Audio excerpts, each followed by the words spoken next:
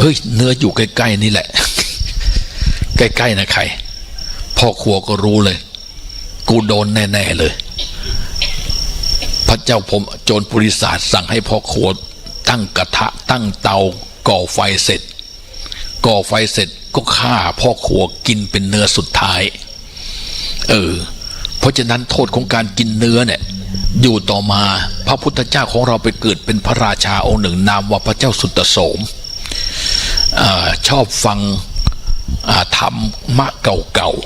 ๆไปได้ฟังคาถาของพระพุทธเจ้าคาถา4 บาทนะวันนี้เล่าเรื่องคาถา4 บาทที่ตอนเรื่องพระศาสนาจะอันตรธานเนี่ยแต่ว่าคาถา4 บาทของพระเจ้าสุตโสมซึ่งจะไปฟังนั้นเป็นอีกบทหนึ่งเพราะฉะนั้นพระเจ้าสุตโสมกำลังเตรียมตัวจะไปฟังธรรม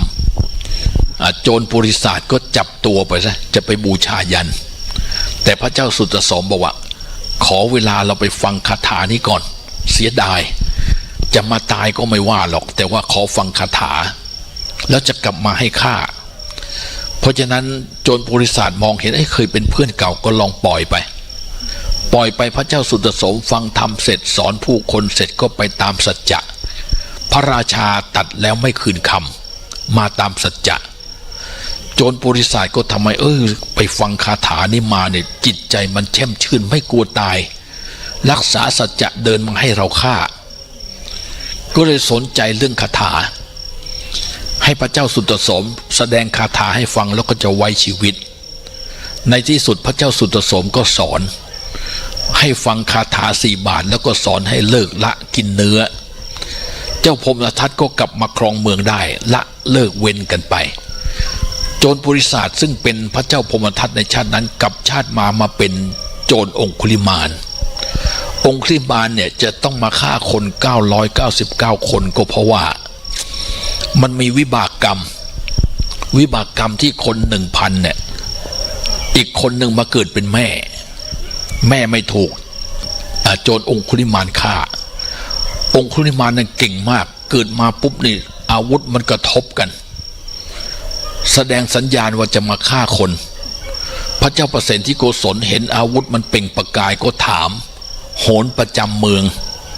ถามว่าอาจารย์ทำไมอาวุธมันเปล่งประกายอย่างเงี้ยโหรก็บอกว่าวันนี้เป็นชะตาของเด็กคนหนึ่งเกิดมาจะมาฆ่าคนจำนวนมากเลยแล้วเด็กคนนั้นอยู่ที่ไหนเป็นลูกของเราเองเป็นลูกของปุโรหิตโหราจารย์ก็บอกว่าเด็กคนนี้จะมาฆ่าคนนะมีวิบากกรรมเนี่ยเกิดมาอาวุธเปล่งประกายเลยพระองค์รับสั่งให้ประหารชีวิตเสียตั้งแต่เด็กๆเถอะพระราชาทำได้ไหมพระเจ้าประเสนที่โกศลฟังอย่างนั้นบอกไปทำอย่างนั้นเราจะไปเชื่อคำพยากรณ์ได้ยังไงเขาเป็นเด็กเพิ่งจะเกิดมาวันเดียวจะไปสั่งประหารชีวิตเป็นโจรเนี่ยมันไม่ถูกต้องเลี้ยงไว้ก่อนแล้วก็แก้เคล็ดสิตั้งชื่อเด็กคนนี้ว่าอหิงสกะแปลว่าผู้เกิดมาไม่เบียดเบียนใครอหิงสกะเกิดขึ้นมาแล้วอหิงสกะเกิดขึ้นมาตั้งชื่ออหิงสกะเก่งมีฝีมือส่งไปเรียนในสำนักทิสาปาโมกทิสาปาโมกก็สอนลูกศิษย์เยอะคนเก่งในใครก็รักมีอาจารย์ก็เห็นแหมอหิงสกะเนี่ยมีฝีมือมากให้มีขนมอะไรก็เรียกกินเพื่อนอิจฉาก็ไปบอกว่าอหิงสกะจะเล่นเมียทิสาปาโมกเสียละอาจารย์ทิสาปาโมกอย่างนี้ก็จะฆ่าลูกศิษย์แต่คำนวณดูฝีมือของอหิงสกะเนี่ยใช้คนสัก10 คน100 คนไม่คารนามือเพราะเก่งมากเกิดมาจะมาฆ่าคนอยู่แล้วอาจารย์จะฆ่าลูกศิษย์ก็เลยบอกว่าวิชาต่างๆที่เจ้าเรียนจบหมดแล้วเหลือวิชาเดียวต้องไปฆ่าคนมาให้ได้ 1,000 คนนะจึงจะเรียนต่อได้โดยคำนวณว่า 1,000 คนเนี่ยเดี๋ยวก็จะมีคนดีมาฆ่าจะฆ่าลูกศิษย์อาจารย์คิดลายลูกศิษย์เพราะว่าไปเชื่อคำยุแย่ว่าลูกศิษย์จะเล่นเมียอาจารย์เสร็จแล้วอหิงสกะทำยังไงถ้าเราไม่จบวิชากลับไปบ้านเนี่ยพ่อแม่ก็ได้เหมือนได้ไปมือเปล่าไม่มีอะไรไปฝากพ่อแม่ เอาละจะต้องฆ่าคนก็จำเป็นต้องทำไปคำสั่งอาจารย์ไม่ได้เจตนาฆ่าหรือว่าเจตนาบริสุทธิ์แต่มันเป็นวิบากกรรมที่คน 1,000 นั้นไปกินเนื้อเต่าเขาไว้เพราะฉะนั้นอหิงสกะก็เริ่มออกฆ่าคนฆ่าได้กลัวจะลืมฆ่าคนหนึ่งก็ตัดนิ้วหนึ่งเอาเชือกร้อยเป็นพวงเอาไว้จะไปไหนก็แขวนติดตัวไปเป็นเครื่องนับกันลืมฆ่าไปได้400-500จะถึงพันอยู่แล้วเขาจึงเรียกโจรคนนี้ว่าองคุลิมานแปลองคุลีก็คือนิ้วมีนิ้วเป็นพวงมาลัย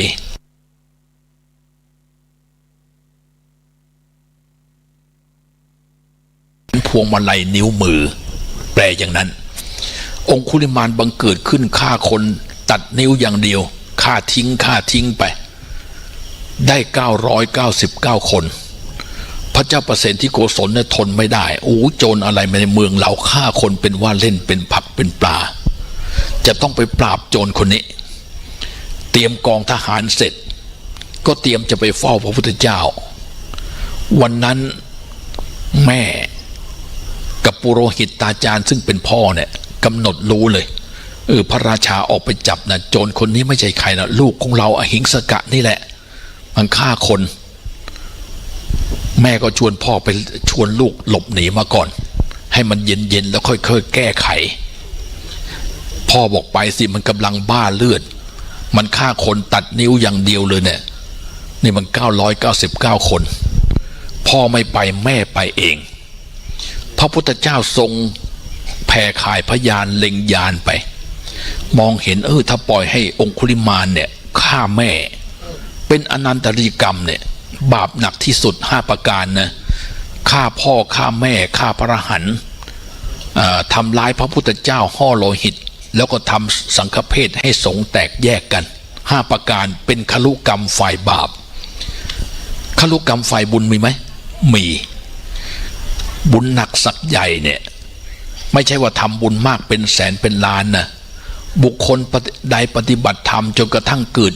ฌานสมาบัติเขาเรียกว่าสมาบัติ8เป็นรูปฌาน4อรูปฌาน4บุคคลที่ได้อย่างนั้นเขาเรียกว่าคลุกรรมฝ่ายบุญนะคนที่มีบุญหนักพอได้สมาบัติ8เนี่ยจะแสดงฤทธิ์เนรมิตอะไรมันจะเกิดสำเร็จทันตาด้วยเพราะฉะนั้นบุญหนักคือสมาบัติ8บาปหนักคือคลุกรรมบัดนี้องคุลิมานรอนิ้วสุดท้ายแม่ก็จะออกเดินทางมาโปรดมาพาลูกหนีองคุลิมานขึ้นยอดไม้เห็นนั่นแน่มีผู้หญิงมาแล้วนิ้วที่ครบ 1,000แต่องค์สมเด็จพระสัมมาสัมพุทธเจ้ามองเห็นด้วยข่ายพยานจะต้องมาช่วยพระพุทธเจ้าจึงแสดงฤทธิ์ปาฏิหาริย์เดินล้ำหน้าแม่ออกมานิ้วที่ครบ 1,000เนี่ยเอานิ้วผู้หญิงกับนิ้วผู้ชายเอานิ้วผู้ชายดีกว่านั่นแหละผู้ชายแถมเป็นนักบวชมาอีกด้วยเนี่ยเป็นนิ้วที่ปิดสุดท้ายจึงละจากแม่แล้วก็ฉวยดาบวิ่งตามพระพุทธเจ้าพระพุทธเจ้าทรงแสดงอิทธาภิสังขารก็คือแสดงฤทธิ์ให้ตามมาไม่ทันในบทที่เราสวดพระหงส์เนี่ยอุคิกตะขักขมติหัตถสุธารุนันตังทาวันติโยชนะปะถังคุลิมาละวันตังอิทธิพิสังคตมโนการแสดงฤทธิ์พระพุทธเจ้าแสดงอิทธิพิธีเนี่ยให้วิ่งตามไม่ทันพอวิ่งตามไม่ทันองคุลิมานเหนื่อยเขาก็ร้องว่าสมณะหยุดก่อนพระพุทธเจ้าตรัสว่าเราน่ะหยุดแล้วแต่เธอน่ะไม่หยุดมีจิตใจคิดจะฆ่าผู้คนสรรพสัตว์แต่เราเนี่ยถึงจะดำเนินอยู่แต่ว่าเราหยุดละเว้นการทำปาณาติบาตเรามีศีลองคุลิมานได้ฟังอย่างนั้นมีสตินึกขึ้นได้เลยนี่เป็นพระสมณะโคดมมาโปรดเราแน่แล้วเรามาหลงฆ่าคนจะเยอะแยะเลยมันหมดกรรมพอดีหมดคนที่จะฆ่า999 คนแต่ฆ่าแม่ไม่ได้เพราะอะไรเพราะแม่เป็นผู้หญิงคนหนึ่งที่รอดพ้นคมดาบเพราะไม่กินเนื้อเต่านั่นเองเนี่ยพวกเนื้อสัตว์มันจะมีวิบากกรรมอย่างเนี้ย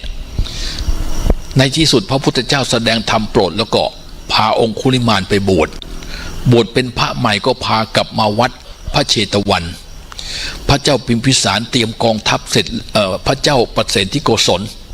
เตรียมกองทัพเสร็จแล้วก็ไหนๆจะไปออกรบเนี่ยไปกราบพระพุทธเจ้าไปขอพรพอไปถึงก็พระพุทธองค์จึงถามว่าพระมหาบพิตรมาทำอะไรเนี่ยเราจะไปปราบโจรองค์หนึ่งคนหนึ่งร้ายกาจนักหนาฆ่าผู้คนนับไม่ถ้วนมาเลยพระพุทธเจ้าก็ถามไปว่าถ้าโจรคนนั้นมาบวชเป็นพระล่ะแล้วท่านจะทำยังไงพระเจ้าพิมพิสารบอกโจรหยาบคายอย่างนั้นมันมาบวชไม่ได้หรอกแต่ถ้าว่ามันละเลิกมาบวชเป็นพระจริงก็จะให้ความเคารพบูชาพระพุทธเจ้าก็ชี้ให้ดูพระใหม่องคุลิมานที่บวชใหม่นั่นน่ะองคุลิมานมาบวชเป็นพระแล้วพอได้ยินองคุลิมานเนี่ยตกใจจะโดดหนีพระพุทธเจ้าตรัสว่ามหาบพิตรไม่ต้องหนีแล้วบัดนี้องคุลิมานไม่ทำร้ายใครเป็นผู้มีศีลพระเจ้าประเสนที่โกศลจึงไปถามว่าท่านเป็นใครมาจากไหนทำไมจึงมาฆ่าคนองคุลิมานซึ่งบวชเป็นพระแล้วก็บอกว่าข้าพเจ้าก็เป็นลูกของปุโรหิตตาจารย์เนี่ยที่พระองค์ตั้งชื่อให้ว่าอหิงสกะบัดนี้หลงผิดไปทำกรรมได้มาบวชแล้วพระเจ้าประเสนที่โกศลก็เลิกล้มไม่เอาโทษให้องคุลิมานได้บวชเป็นพระทำไมองคุลิมานฆ่าคนตั้ง999มาพ้นเพราะว่ามันเป็นวิบากกรรมของการกินเนื้อสัตว์นี่แหละเพราะฉะนั้นอาตมาภาพได้ยินครูบาอาจารย์ซึ่งเป็นไม่ใช่มนุษย์นะบอกว่าเนื้อ5อย่างเขาบูชาได้5ชนิดนั้นเป็นสัตว์ซึ่งไม่หวงสังขารคนเราเนี่ยจะกินข้าวกินปลารู้จักอาหารชนิดแรกก็คือปลาจึงเรียกว่ากินข้าวกินปลาวิญญาณของปลาเวลามันถูกฆ่าตายแล้วมันจะไปไหนรู้ไหมมันจะนึกถึงนะเหลืออีกเวลาเท่าไหร่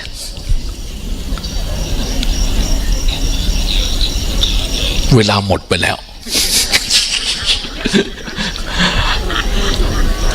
ลืมมองนาฬิกาเอาไว้ต่อพักหน้า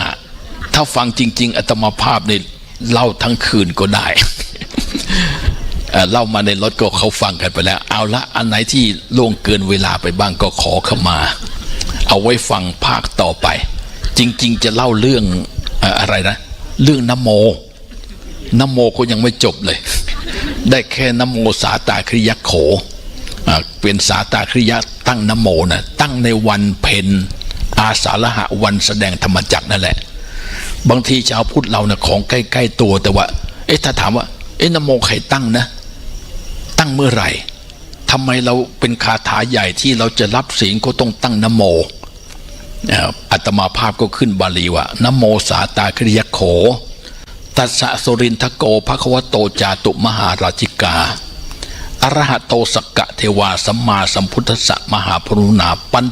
จเทวานมัสเรมีสุดท้ายคือมหาพรหมมาตั้งนะโมต่อจึงกลายเป็นบทนมัสการที่เรามาตั้งนะโมกันวันนี้โยมได้วิชาความรู้แค่ว่าใครตั้งนะโม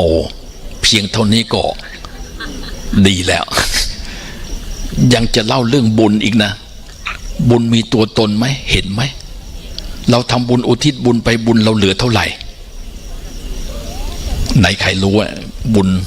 อุทิศไปแล้วเราเหลือไหมคำตอบก็คือบุญอุทิศให้ใครไปจะเหลือจากเจ้าของเท่าเดิมเดี๋ยวค่อยมาเล่าต่อกันแล้วกันหมดเวลาขอยุติเพียงเท่านี้สาธุเจริญพรโยมเข้าถวายทายธรรมพอดีว่าคนหลวงพ่อก็ต้องกราบ